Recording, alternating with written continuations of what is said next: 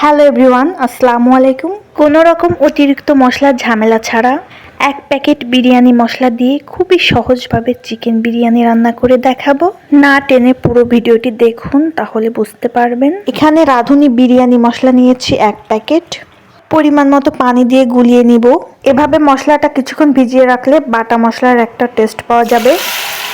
আমি এই রান্নায় সরিষার তেল ইউজ করছি, আপনারা চাইলে সয়াবিন তেলও ইউজ করতে পারেন। গরম তেলে 1 কাপ পেঁয়াজ কুচি দিয়ে সুন্দর করে ব্রাউন কালার করে ভেজে নিয়ে দিয়ে দিলাম হাফ কাপ টক দই। বাসায় টক দই না থাকলে কাপ দুধের মধ্যে 1 চা চামচ লেবু রস মিশিয়ে কিছুক্ষণ রেখে দিয়ে সেটা ব্যবহার করতে পারেন। দিয়ে দিলাম হাফ কাপ কাজু বাদাম বাটা, এটা না দিলেও চলবে, এটা দিলে বিরিয়ানির টেস্টটা অনেক ভালো আসে।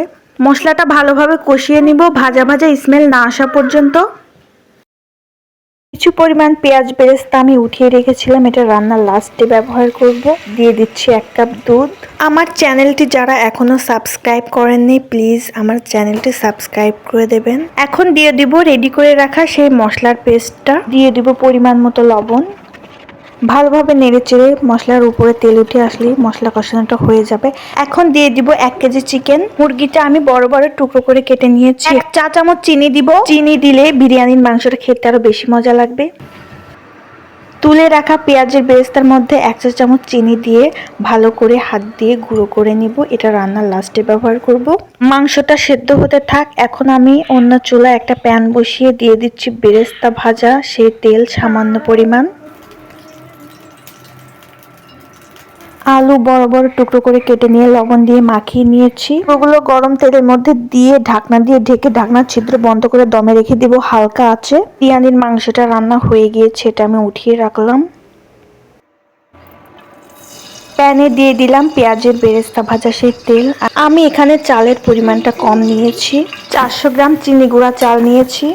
চালটা আধা ঘন্টা ভিজিয়ে রেখে পানি ঝরিয়ে নিতে হবে। অফ ক্যামেরায় আলুটা ভেজে নিয়েছি। 400 গ্রাম দুধ নিব, ফুটন্ত গরম দুধ ভাজা চালের মধ্যে ঢেলে দিব। আমি এখানে দুধের পরিমাণ বেশি দিব যাতে টেস্টটা বেশি হয়। পানি দিলাম অল্প পরিমাণ। আমি দুধ আর পানি মিলিয়ে চালের ডাবল নিয়েছি। সামান্য পরিমাণ লবণ দিয়ে ঢেকে দেবেন নেড়েচেড়ে। বিরিয়ানির রাইসটা দেখুন হয়ে গিয়েছে, কিন্তু কিছুটা বাকি আছে। এ পর্যায়ে মাংসগুলো অ্যাড করতে হবে। রাইসের উপর মাংসগুলো ভালোভাবে ছড়িয়ে দিয়ে কিশমিশ দিয়ে দিচ্ছি। ভেজে রাখা আলুর টুকরোগুলো দিয়ে দিলাম চিনি মেশানো পেঁয়াজের বেরেস্তা। এখন দিয়ে দিব কেওড়া জল, গোলাপ জল, এগুলো বোতলের মুখের 1 মুখ দিলেই হবে। দিয়ে দিচ্ছি ঘি। কেওড়া জল আর গোলাপ জল দিলে বিরিয়ানিটি অনেক সুন্দর একটা শাহী ফ্লেভার আসে। কিছু কাঁচামরিচ দিয়ে দিলাম। আমার বাসায় আলু বোখারা ছিল না, এর জন্য দিতে পারিনি। আপনারা চাইলে 7-8টা আলু বোখারা দিয়ে দিতে পারেন। ঢাকনার ছিদ্রটা বন্ধ করে ভালোভাবে ঢেকে দিয়ে দমে রেখে দিয়েছিলাম এবং কিছুক্ষণ পর পর অফ ক্যামেরায় ঝাঁকিয়ে নিয়েছিলাম। প্যানের নিচে একটা তাওয়া দিয়ে একদম লো হিটে দিয়ে রাখতে হবে, না হলে কিন্তু নিচ থেকে পুড়ে যাবে। দেখুন বিরিয়ানিটি রেডি হয়ে গিয়েছে, মাংসটা অনেক সফট হয়েছে।